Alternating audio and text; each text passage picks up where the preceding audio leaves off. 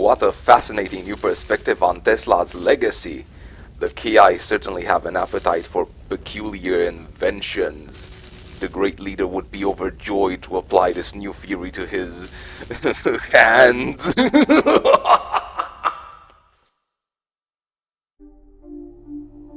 In just a few short days following the operation in Fort Shevchenko, Yuri was able to reach the lands of Japan by herself, while their prototype convoy is pushing through the relatively vacant lands of Siberia. Yunru's early arrival has allowed the revolt's main army, which had been hiding at the island of Sakhalin for some time, to proceed with the next step of their plan. Following the defection of their chief scientist and the total loss of their plans for a generational leap, the Chinese leadership has scrapped all offensive plans in the works, assuming a defensive stance as they withdrew most of their forces back into the mainland. Their presence in several conquered nations were reduced heavily as a result, including Japan, albeit to a lesser extent. Most of their forces have either gathered around the major seismic stabilizers so as to maintain a minimum level of control over the nation, or near the few remaining Kanegawa facilities still under their control. But with the Chinese presence on the Pacific now erased completely, the Epsilon seized the opportunity to finally initiate heavy offensives in the region. Many of their operations in East Asia are now being supported by the Epsilon HQ, who had recently completed their subjugation of Australia. Their combined forces have already destroyed several KI assemblies on the coast of South China Sea. The situation in Japan is arguably worse, with reports of Chinese troops outright deserting their posts instead of protecting their prospects. Several facilities affiliated with the revolt in secret were raided as well, and the remaining ones were placed on lockdown by the Chinese after the capture of the Iron Wing. If nothing is done soon, it won't be long before Yuri controls all of Japan. In order to re-establish contact with their allies in the Pacific Front and the KI, Yunru and the revolt's forces have arrived at the Hidaka Sanmyaku in Hokkaido, Japan, one of the last standing KI complexes in the region, though that may not be the case for long, as they are already under siege by a significant detachment of Yuri's forces, which appear to be making a play for the Hokkaido seismic stabilizer. Most of the KI complex has already fallen under the influence of several psychic beacons, and while the stabilizer is still under Chinese control, the deployment of several psychic dominators will change that soon enough. Luckily, the Chinese adapted Allied Tech Center, which contains the crucial workprints of particle collision-based weaponry, still stands. Under the orders of VOLKNET, the revolt dispatched a strike team to accompany Yunru to the adapted Tech Center, removing the Chinese guarding the outpost as she entered the structure to secure the research. The revolt's main army arrived soon after, preparing to stage a counterattack against the Epsilon forces here, who are using 2 captured comm towers to maintain contact with the rest of their army. Retaking these would give them a brief window to hack into Yuri's network for intelligence, as well as delay their attacks on Japan. The psychic beacons in the area complicates that plan. But fortunately for the revolt, this particular base is home to the hidden blueprints of the future tank X0, presumed destroyed and lost by the Chinese following their invasion of Japan 2 years prior. A small amount of these unmanned tanks were in truth preserved by those working with Yunru's researchers, and have even had a limited number of new variants developed in secret. While the cyborg prototype research was lost, these fully automated tanks fulfill the exact same niche against mind control, and VOLKNET made sure to utilize this advantage to its max, dismantling several psychic beacons with barely any losses. The addition of the Freed Pacific Front forces gives them a new edge in this 3-way battle, allowing them to punch their way to the seismic stabilizer before the Epsilon could destroy it. What remained of the Chinese base was overtaken by the revolt. With an MCV now in their hands, VOLKNET was able to accelerate their production, eventually overpowering the remaining Epsilon opposition. The comm towers were captured thereafter, providing the revolt with the latest intelligence on Epsilon activity. Intelligence that, regrettably, confirms the revolt's suspicion regarding Yuri's true plan, a plan that has only been accelerated due to the continuous Allied attacks in the southern hemisphere. All would be well if the reorganized Allied forces can succeed in their campaign against Yuri. But if they don't, the revolt must make preparations for the worst.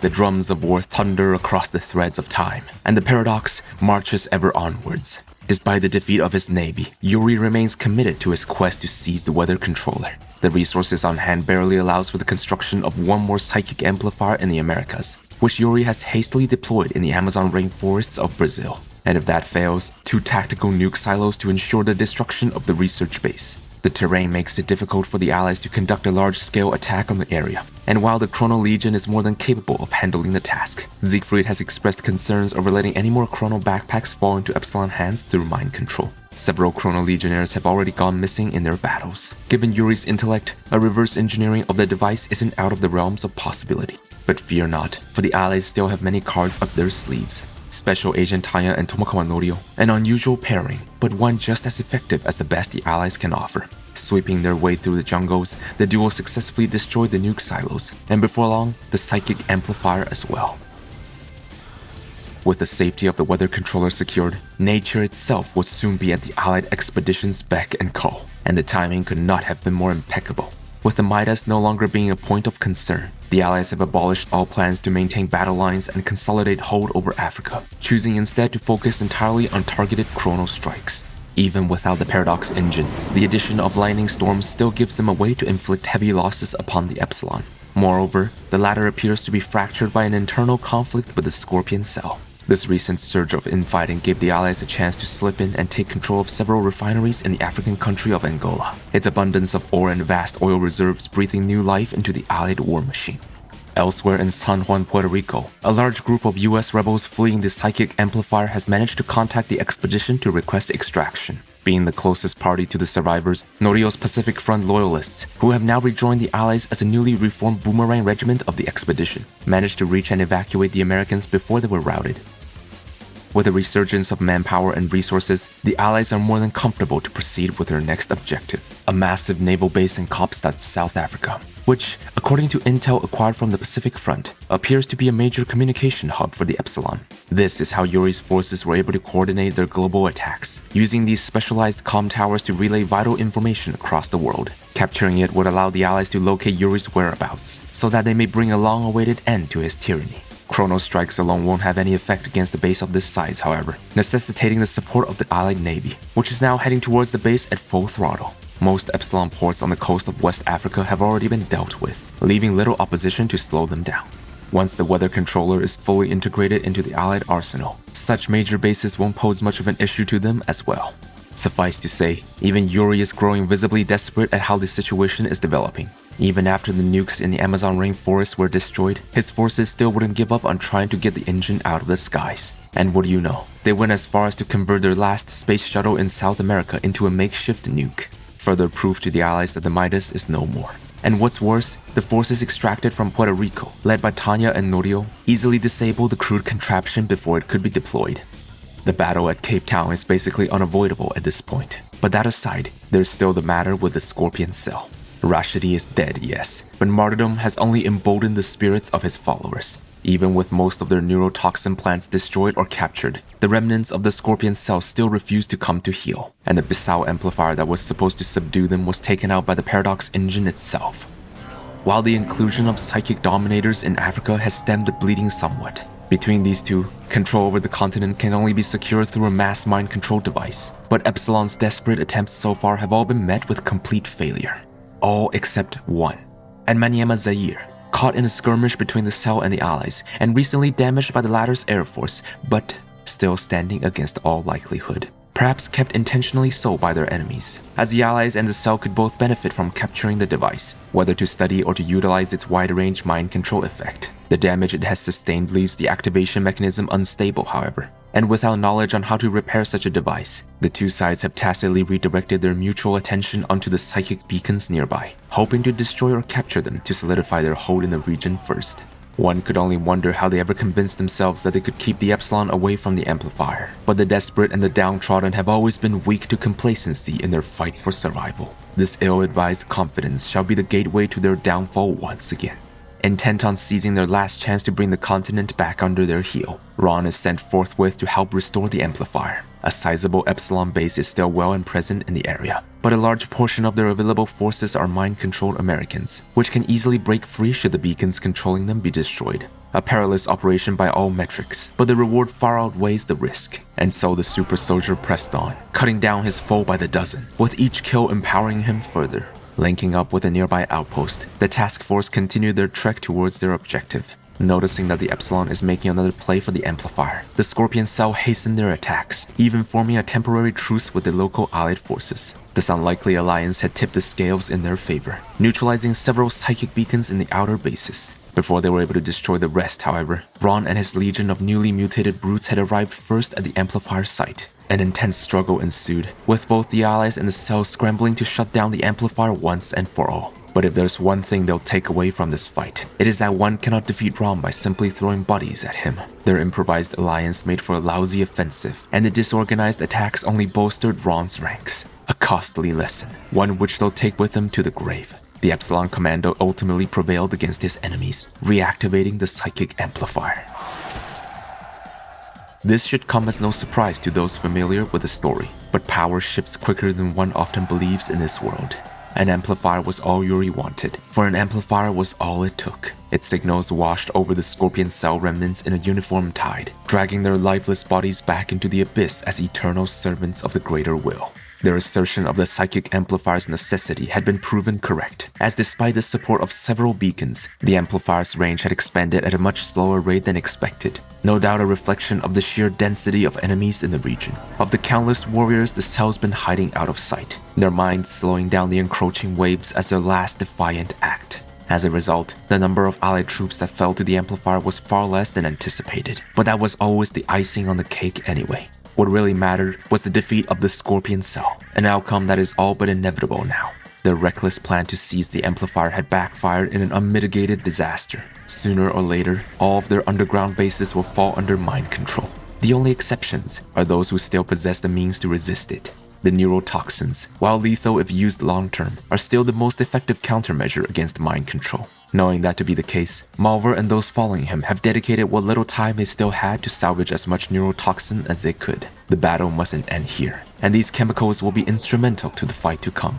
As for the allies, who had grown reckless from their recent success, this blunder shall cost them dearly soon enough.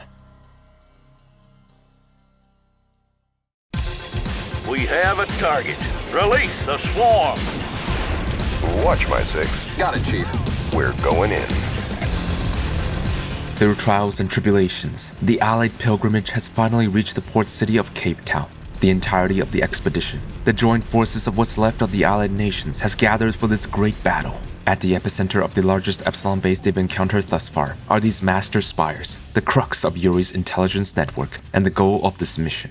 With the weather controller now part of their main arsenal, the Allies are in the best position to launch a full-scale attack on the Epsilon fortress, but the fierce resistance has reminded them of just how fragile their advantage really is. The initial boomerang strike force sent to set up a perimeter on Robin Island was overrun and captured with a psychic beacon, and the Vanguard Allied Navy that followed found themselves evenly matched with their Epsilon counterpart, which now boasts the infamous Reshev subs they had heard of from the Australians. Several psychic dominators were also spotted, the psionic energies of which could be used to damage the engine directly from afar. Without enough power to initiate a time freeze, the Paradox engine has to delay its appearance until the superweapons are destroyed. Eager to break open the stalemate, the Allied commander himself decided to lead a strike force onto Robin Island, which is now fortified by a large number of mind-controlled Scorpion cells, as well as, to their surprise, several Apocalypse tanks. The fact that these behemoths, the personification of Soviet might, produced all the way back on the other side of the planet, are present in large numbers even here as well. It seems the Reds are truly no more. Luckily for the Allies, their Paladin tank hunters have already proven themselves superior to these old relics, not to mention the flimsy armor of the Scorpion cell units. The outpost was soon retaken, allowing for the deployment of a new weather control device. While the Allied commander withstood the counterattack, the expedition launched a second offensive through the city outskirts, spearheaded by the Southern Cross Division, a reformed strike force comprised of soldiers from the Euro Alliance. Still haven't grasped how to properly store their oil barrels, the Epsilon forces were trampled over like ants, allowing the Allies to set up a second weather controller in the area. Just as they're ready to begin a coordinated assault on the primary base, however, the Allies suddenly received news of an ambush attack by the Epsilon. Prior to the expedition's arrival, a significant portion of the Reshevs had already snuck out of the ports, waiting until this exact moment to reveal themselves in a surprise attack on the engine itself. Their psionic bombardments posed just as big of a threat as the Dominators, forcing the Allies to withdraw their navy in defense of the engine. But the attack on Cape Town shall continue, for the Allies shall offer no quarter today, only a relentless delivery of just punishment. To sidestep the Epsilon naval advantage, additional MCVs were warped in for a land-based assault, forming a unified battle line along the city outskirts. Identifying the Allied commander as the biggest threat, the Epsilon launched a fierce attack on their position, their cloning vats kicking into full production for an endless stream of brutes. The Southern Cross Regiment seized the opportunity to pile on the pressure, tearing through the northern position with lightning storms and Zephyr bombardments. The psychic dominators were quickly demolished, allowing the Allied commander to construct their new experimental warp shop, enabling the deployment of several chrono-based support powers. But progress remained difficult, as the Epsilon have constructed a large number of Antares batteries, their most advanced pyrokinetic defense system, outranging even the Prism tanks. Thankfully, the Hailstorm siegecrafts, completed by the Australian PF branch, are finally ready for mass production. Its cryogenic payloads decimated the Epsilon defenses, putting the Allies back on the aggression. Before long, the Allied Navy had returned to assist the battle. Beleaguered on all sides and with no card left to play, the Epsilon defenders didn't take long to capitulate. Moderate casualty for the Allies, but the city is theirs, and the Master Spires had provided them with everything they've been looking for. Antarctica. That's where Yuri's main base of operation is. He's building something big there, a new mass mind control device that far eclipses the psychic beacons and even amplifiers in terms of power and range. While the device is still incomplete, missing a crucial component that is redacted in the files, there is no telling how much time is left, if any, until it is fully assembled. How fortunate for them, for the icy hinterlands are but a stone's throw away from their current location. But the knowledge had come at a price. While the Allies were embroiled in the Battle of Cape Town, the Epsilon Navy had launched a surprise assault on the Ascension Island, where the Paradox engine's backup battery was being charged. The attack came too suddenly, and while emergency teleportation was immediately initiated, it was unable to finish before the battery was destroyed. A devastating loss. Without the backup battery, their strategy of staying on the ocean indefinitely would no longer work. And should the engine need to recharge its systems, it'd have to power down completely, which would then leave it defenseless and vulnerable to Epsilon counterattacks. The Allies had planned to destroy the Zaire amplifier with a fully recharged Paradox engine following their assault on Cape Town. But with the loss of the battery, as well as the information they've gathered about the Epsilon HQ, there just isn't enough time left. This has been their toughest battle yet, and it took nearly their combined might to eke out a victory. One shudders to think what horrors await them in the Antarctic, but heavy is the burden that rests upon them. As the last beacon of hope for the free world, the expedition must strike the madman at the heart before his diabolical device dooms all of them forever.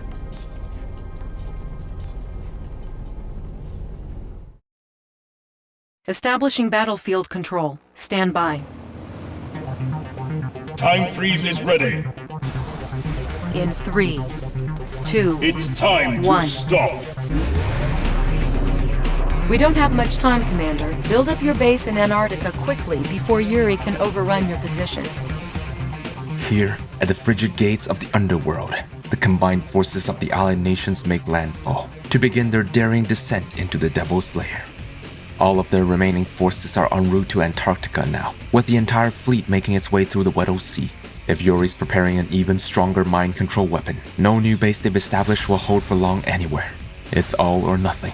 What they couldn't shove into the transports, they warped onto the engine itself, bringing every last man possible for a full-scale assault on Epsilon's shoreline positions. Preliminary scans has led to a discovery most serendipitous to the Allies, as chunks of the Antarctic ice shelf are beginning to melt and detach, most likely due to a strange energy field emanating from the Epsilon HQ. The disintegration of the Fusionarong ice shelf in particular allows the Allies to push in much further with their navy. With a backup battery gone, they will need all the forces they can use to lessen the burden on the engine itself. Ideally, the use of Time Freeze and the Chronosphere should be sparse for the battles to come, but now is not the time to be skimping. Yuri's forces in the southern hemisphere, alongside their mind-controlled puppets, are now heading towards Antarctica to reinforce their HQ. If they don't make a solid dent with their first strike, the Allies would only be drowned out in an endless battle of attrition. The Epsilon forward base alone is already more fortified than any they've encountered thus far. Even with a time freeze right off the bat, the Allies could only manage to secure the beachhead. A massive aerial counterattack immediately followed, led directly by an Irkal. Another time freeze. The driving force of the Allied nations cannot afford to take damage so early in the campaign.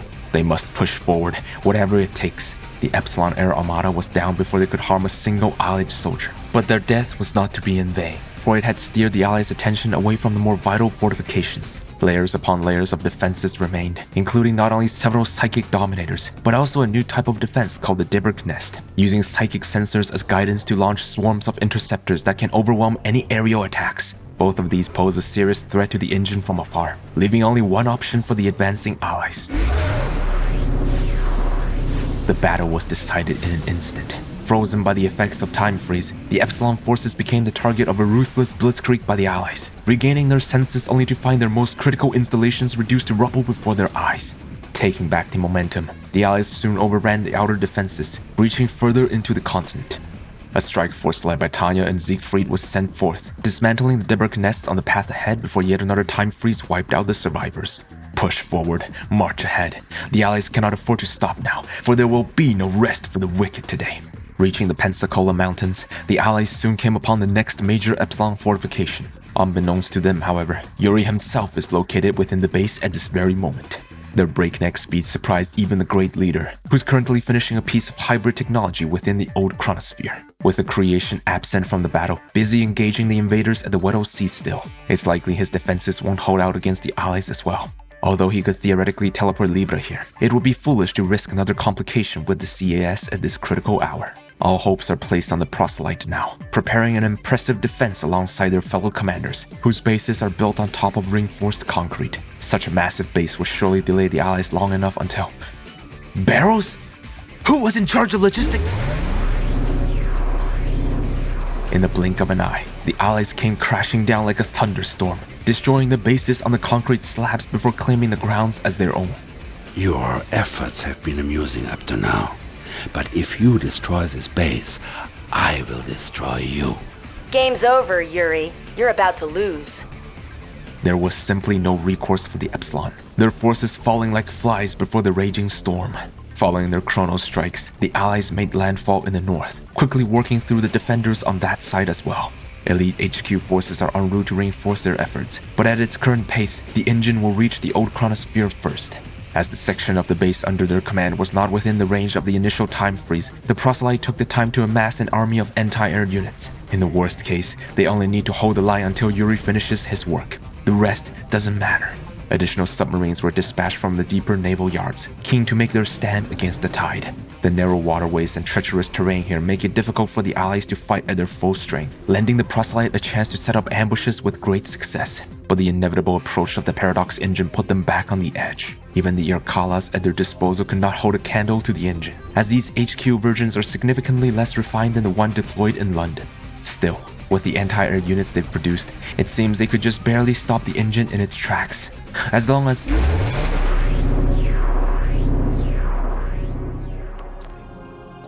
The Allied perseverance continues to vex me. No matter. They have only succeeded in delaying the inevitable. I finished my work here. It should be out of their reach, but Libra must find it without my help.